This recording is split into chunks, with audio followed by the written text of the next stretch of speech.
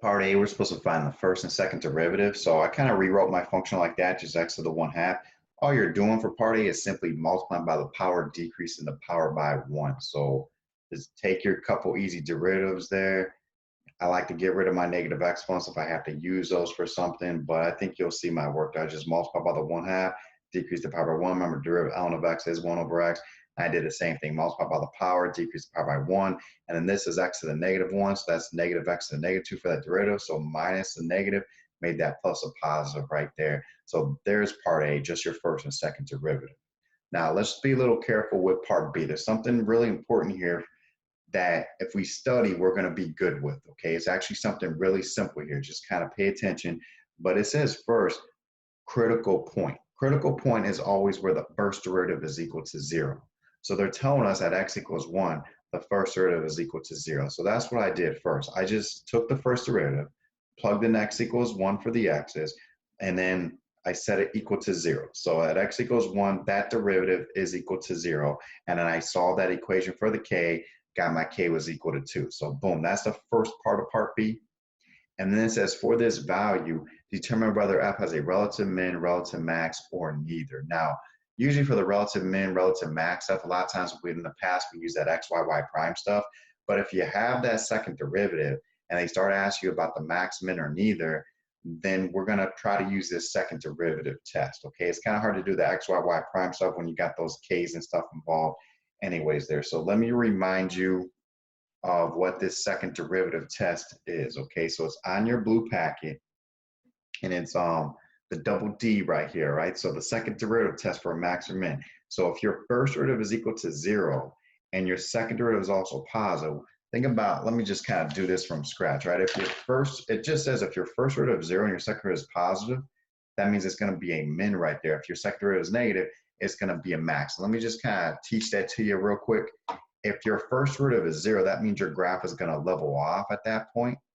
And if your second derivative is also positive, you know that means if your second derivative is positive, your graph is concave up. So if your graph levels off and is concave up, that forces that to be a relative min. So that's why if our first derivative is 0 and our second derivative is positive, f is going to have a relative min right there. And then on the other side of it, if your first derivative is 0 at a point, and you could determine that your second derivative is negative, that means your original graph is concave down, so it's spilling the water. It forces that to be a maximum. So you don't even have to call it the second derivative test. You just need to mention, hey, the first derivative is 0, and either the second derivative is positive or negative. And if I forget which is the max, which is the min, I just think positive means concave up, that's a low point.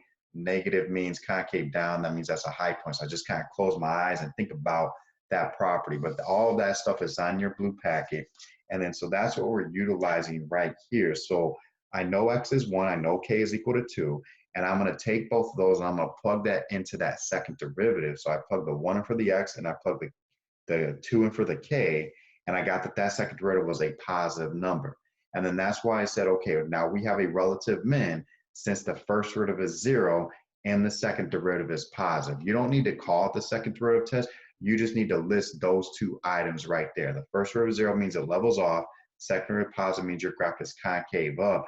That's what makes that a relative min. Those two items working together right there. So let's just kind of remember that in the future. Usually they red flag that from a mile away. They have you find the second derivative, and then they turn right around and ask you if something a max, a min, or neither. So if they have you find that second derivative and start talking about maxes and mins, then you start thinking about that second derivative test.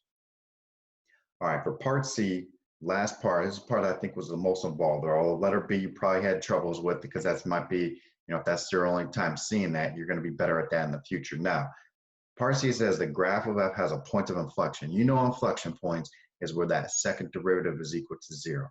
Also, if the point is on the x-axis, you know when a point crosses the x-axis, the y value is equal to 0 right there. So that's going to involve taking the original y function and setting that equal to 0. It's also going to involve in taking that second derivative and setting that equal to 0. So when I saw inflection point, I took the second derivative and I set that equal to 0. So here's all of part C, all right here on the same screen, all right? So I saw inflection point, take the second derivative, set it equal to 0.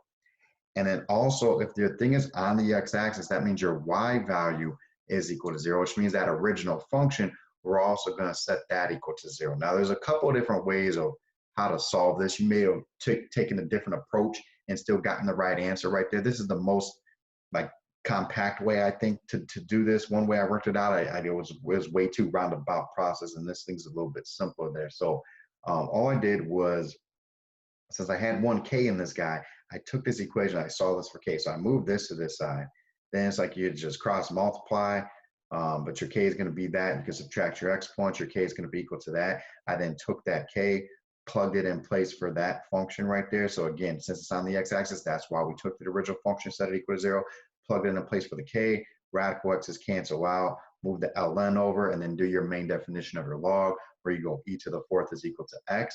And then they said find the value of k. So once you find the x, you could take that, plug that back in, that's e to the 4th, raised to the 1/2, multiply those exponents, you get that k is equal to 4 over e squared. So I thought that was a little bit roundabout, maybe a little bit tricky, but just make sure you're studying the beginnings of these problems and just try to pick out those key phrases, like all that stuff I'm a little underlining and making some notes for myself there.